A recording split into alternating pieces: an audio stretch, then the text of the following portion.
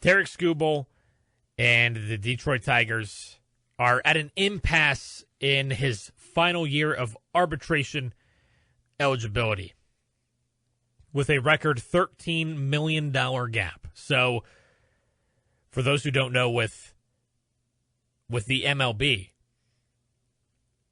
it takes a long time to get to unrestricted free agency. It's not like, for the NBA, for example. For basically first-round picks, you usually get 2 years guaranteed, and then you get 2 years of team options. And then the first time after that you hit free agency, after those first 4 years, you are a restricted free agent. So any other team can offer you a contract, but the team you're with has the right to match your contract. And then obviously when you hit free agency after that, then that's it. But obviously there's chances way before that to hit unrestricted free agency. But with the MLB, it's a different story. Not only does it take you longer than some other sports just to make it to the majors, really, really difficult to make it, obviously, before you're 20 years old. Average age of making it as a hitter is like 23, and I think as a pitcher it's like 25. 24, 25 that you make it to the majors. But anyways, your first 3 years in the MLB are exclusive, just the rookie scale, the, rookie pay scale, basically. And then your next 3 years, 4 through 6, those are years of what you call arbitration, which is where the player and his agent will offer up a number, and then the team will offer up a number based on, how the player is playing and stuff like that. And, they'll decide and negotiate from there a pay for that upcoming season. And sometimes you've seen it where players will sign a contract ahead of time so that they don't even have to worry about arbitration. They're just signed. And the Tigers attempted to do this 2 years ago. And that was that whole story with, the Tigers lowballed Tarik Skubal with a hilariously low contract, which obviously with your arbitration salary and what you can expect to get on the open market, 2 different numbers. You don't really make the big bucks in the MLB until you hit that unrestricted free agency. Now, Tarik Skubal, he is in arbitration. This is the last year of arbitration eligibility this season. And then obviously next offseason, that's when he's going to hit free agency. So the Tigers have offered Tarik Skubal $19 million. And Tarik Skubal, with baseball cancer, Scott Boras, countering with $32 million. Now, for context, the record for a pitcher in arbitration was 10 years ago. It was 2015. David Price, actually with the Detroit Tigers at that time. It was almost $20 million. I believe $19.75 million was the record for an arbitration salary to a pitcher. Meanwhile, the record overall for arbitration salary, period, for any player was Juan Soto, $31 million. So you have Tarik Skubal and Scott Boras asking for what would be the record salary for arbitration. And the Tigers are offering closer to around the record for a pitcher. Now, keep in mind, at that time, while, yes, David Price did previously win a Cy Young Award, had a couple of All-Star appearances under his belt as well. I mean, Tarik Skubal, fresh off of 2 Cy Youngs, and is arguably the best pitcher in baseball right now. Obviously, and that is as of 10 years ago as well. 10 years ago salary, so obviously with different contracts players have gotten in recent years, that number should be up. So I will say $19 million, even though that is around the record for a pitcher.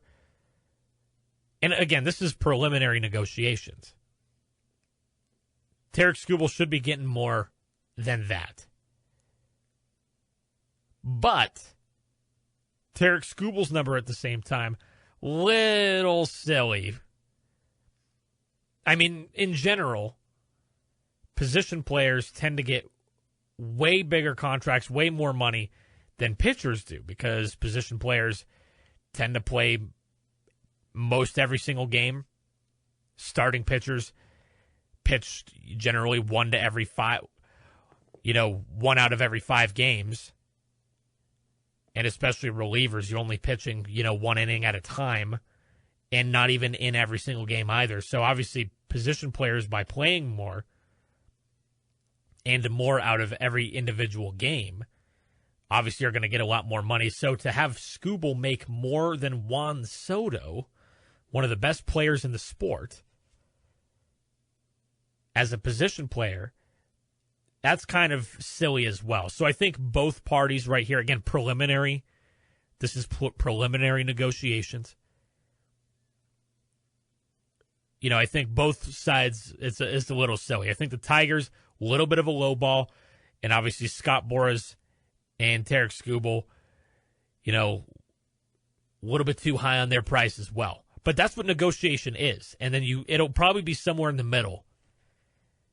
23, 24, 25 million, I would expect Tarik Skubal to get out of this. Now, what happens when teams are at an impasse, they can either keep negotiating and come up, with a salary from there, or they go to a hearing, and a neutral committee will hear out both sides, and they'll choose which side's number was more of a fair assessment, and they will award a salary from that, which I think is what it'll come down to. That's generally how the Tigers have handled previous arbitrations and disagreements and such. So, again, this is pretty interesting with the Tigers and Skubal, because this is what tells us a few things. One, obviously the Tigers, they did lowball Skubal a little bit, which, again, not really as bad as what some people think, with this record $13 million gap in arbitration. For example, you have former MLB player Josh Donaldson calling the Tigers a trash organization because of this arbitration situation. I mean, the easy answer would be, it's potentially your last year with Skubal. Just pay the guy, which I do see that argument. But, I mean, you can see the mindset with Tarik Skubal and Scott Boras. They want more than the highest arbitration salary ever, which was for a position player. And we've already established that position players tend to get a lot more money than pitchers. So you could see already, you could just imagine what unrestricted free agency is going to be like next year. But, I mean, especially based on this, I doubt Scott Boras is going to allow the Detroit Tigers to negotiate an early contract with Tarik Skubal. And that brings me to my next point, because this news came out in Major League Baseball. Alex Bregman, third baseman, signing a 5-year deal with the Chicago Cubs. Now, you might remember last offseason, the Tigers were heavily linked to Alex Bregman and were reportedly close to signing him before the Boston Red Sox swooped in and signed him to a contract. But here's the thing. Scott Boras, notorious for holding out his clients as long as possible until they receive maximum money. And if they want to negotiate a shorter-term deal with his clients, then he generally does so with heavy opt-outs that favor the player. And that's what happened in the case of Alex Bregman. I believe it was a 3-year contract, and there was an opt-out option after each of the first 2 seasons. So at that point, Alex Bregman, if he has a good season, he could just, I'm opting out, and I'm going to try to get even more money on the open market. And if he has a bad season, I'm going to opt in, and I'm going to keep my money that you agreed to pay me for. So heavily favors the player in those short-term deals, and then obviously heavily favors the player in a long-term deal, because that's, at the end of the day, getting maximum money, securing a long-term contract that, I mean, just look at Miguel Cabrera. Some of those long-term contracts don't necessarily age very well. I don't care how good of a player you are. When you're at the end of your contract, and you're still getting paid superstar salary, but you're not performing to anywhere near a superstar level. I mean, that's exactly what Scott Boras wants. And just seeing what happened with that Alex Bregman situation, it's just another example of why I do not want the Tigers to have anything to do with Scott Boras. Because the Tigers will have to way overpay, pay this guy for a long-term deal, 8 to 10 years, if not even more, at a high salary. Or if they somehow swing a deal for a short-term contract, it's going to be heavy opt-outs, heavy in favor of Tarik Skubal, where let's say he suffers a season-ending injury. Oh, I'm going to opt in. Oh, and I'm going to miss the whole next season as well. Oh, but you're still going to have to pay me the $30, $40 million that I'm likely going to get on the open market. And then obviously if he performs even better, oh, here we go again, back to unrestricted free agency.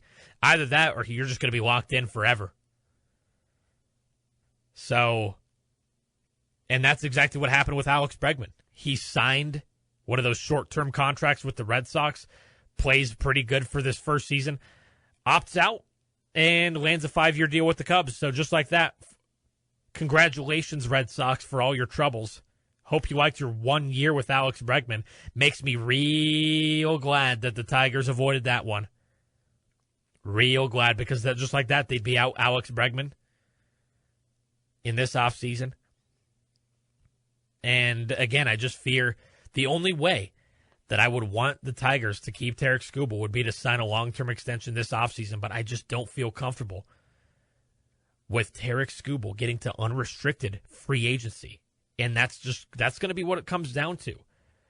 So I'm doubling down. Tigers need to get rid of Skubal. They need to get something for him now, because if they let him go for nothing next offseason, that's going to be a huge blow to this franchise, especially as this team tries to remain a mainstay in the American League playoff picture year in and year out, and in contention for division titles year in and year out. You have to try to get something for this guy, because I'm just increasingly skeptical in this team's abilities to keep this guy long-term. And if this guy hits unrestricted free agency next offseason, a year from now, goodbye. He's as good as gone. You're easily going to get outbid by the likes of the Yankees or the Mets or the Dodgers. We all know that's what it's going to come down to. So there you go. There's the arbitration situation between the Tigers and Tarik Skubal. Unfortunately, in my eyes, just a sign of things to come. And things to come don't appear to be very good. If you missed today's installment of On the Docket, podcast it at foxsports1019.com or wherever you get your podcasts. Be sure to tune in live weekdays at noon on Jackson's Fox Sports 101.9 FM.